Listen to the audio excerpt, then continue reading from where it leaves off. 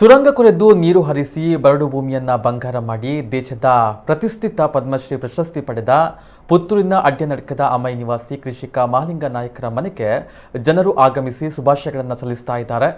ಈ ನಿಟ್ಟಿನಲ್ಲಿ ಇಂದು ಪುತ್ತೂರು ಶಾಸಕ ಸಂಜೀವ ಮಠಂದೂರು, ಬಂಟ್ವಾಳ ಶಾಸಕ ರಾಜೇಶ್ ನಾಯಕ್ ಮಹಾಲಿಂಗ ನಾಯಕರ ಮನೆಗೆ ಭೇಟಿಯನ್ನು ನೀಡಿ ಗೌರವಿಸಿ ಸನ್ಮಾನಿಸಿದರು.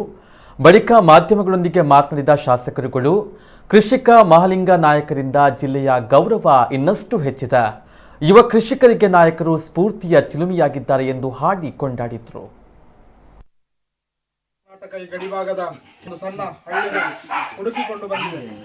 ಇವತ್ತು ಈ ಪ್ರಶಸ್ತಿಗೆ ಭಾಜನರಾದವರು ನಮ್ಮ ಈ ಅಮೈಯ ಪ್ರಗತಿಪರ ಕೃಷಿಕರು. ಕಳೆದ 16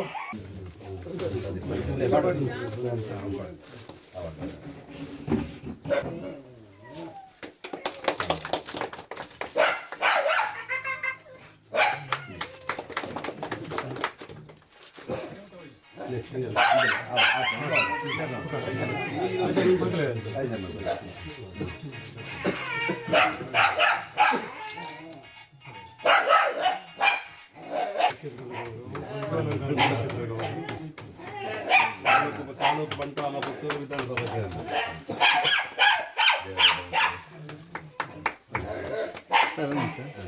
ಅತ್ಯಂತ ಆಶೀರ್ವಾದ.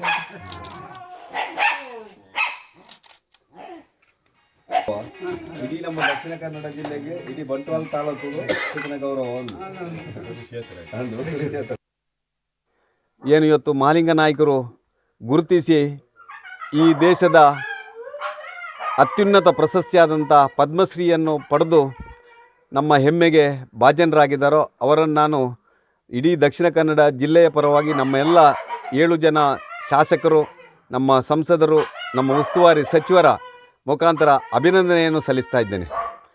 ಅದರಲ್ಲಿಯೂ ಮುಖ್ಯವಾಗಿ ಈ ದೇಶದ ಪ್ರಧಾನಿ ನರೇಂದ್ರ ಮೋದಿಯವರು ಪ್ರಧಾನಿಯಾದ ಮೇಲೆ ಯಾರ್ಯಾರು ಕರ್ಮಯೋಗಿಗಳಿದ್ದಾರೋ, ಯಾರ್ಯಾರು ಅನ್ವೇಷಕರಿದ್ದಾರೋ, ಯಾರ್ಯಾರು ಆ ಕೃಷಿಯನ್ನೇ ನಂಬಿ ಬದುಕು ಮಾಡ್ತಾ ಇದ್ದಾರೋ, ಪರಿಸರದ ಬಗ್ಗೆ ಕಾಳಜಿಯನ್ನು ವ್ಯಕ್ತಪಡಿಸಿದ್ದಾರೋ ಅಂಥವರನ್ನು ಗುರುತಿಸಿ ಗೌರವಿಸಿ ಈ ಸಮಾಜದಲ್ಲಿ ಅಂಥ ಕರ್ಮಜೀವಿಗಳು ಇನ್ನೂ ಹೆಚ್ಚು ಕಾಯಕ ಯೋಗಿಗಳಾಗಬೇಕು ಅಂತೇಳಿ ಬಹುಶಃ ಮಹಾಲಿಂಗ ನಾಯಕರಂಥವರನ್ನು ಗುರುತಿಸಿ ಇವತ್ತು ಅವರಿಗೆ ಪದ್ಮಶ್ರೀ ಕೊಟ್ಟು ಇಡೀ ದೇಶದ ಗೌರವವನ್ನು ಹೆಚ್ಚಿಸುವಂಥ ಸಂಗತಿಯನ್ನು ಮಾಡಿದ್ದಾರೆ.